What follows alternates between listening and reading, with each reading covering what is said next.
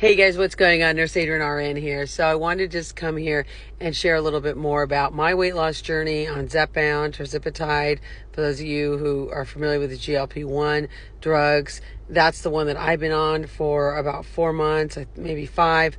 I'm going to talk a little bit more in other videos about specific topics about the pacing of my dose, where I started, my weight loss, some side effects, how I've addressed those side effects, and I am not going to address questions. So if you DM me or make comments about my insurance didn't cover it, this, that, I don't have any advice for you. Your insurance is going to cover whatever it covers, and it's up to you to figure out if there's another way to approach getting it covered.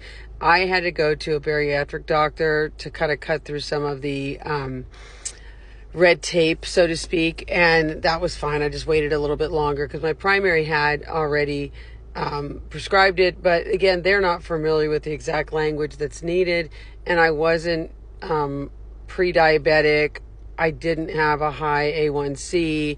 I do not have sleep apnea, but I was certainly in the BMI range. So some people may not be right in that range, but I had gone up in weight, and I definitely was in that range. But again, that's going to be specific to each of your health insurance policies, and even some of those policies, if you have Caremark, they're not going to be carrying or allowing tirzepatide, from what I understand, and that's CVS owns them.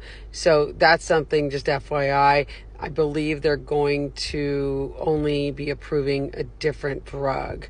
So some people may have the same insurance, but then they have a different pharmaceutical provider. So even in one company, if you live in a certain area, you might have a different provider for your pharmacy. So please be aware of that if you're trying to get on any of these medications, or you're trying to get on ZepBound, which has a much greater efficacy and average weight loss rate than any other medication, and it's also approved for sleep apnea. So that might be one way to get around it if you also get tested, do a sleep study, and are tested for sleep apnea, and that comes back positive. So again, I'll share some more with you about that. Everybody have a great night, be healthy, and take care of yourself, whatever you need to do to have that happen.